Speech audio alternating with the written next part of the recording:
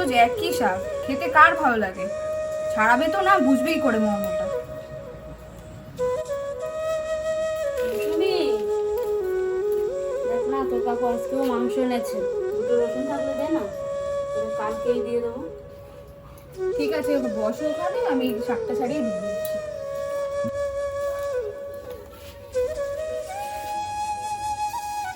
কি রে, আজকেও সেই একই শাক?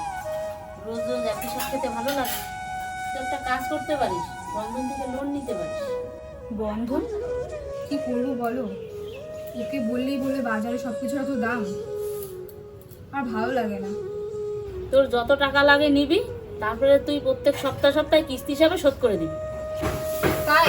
তাহলে আমি আজকে ওর সাথে কথা বলবো। এতে তোর শখও পূরণ হয়ে যাবে, তোর কিস্তিও শোধ হয়ে যাবে। আর মোবাইল, ওকে বললেই বলবে সংসার চালাতে তো হিমশিম খাচ্ছি। আমার কোনো শখ মনে পূরণ হবে না গো।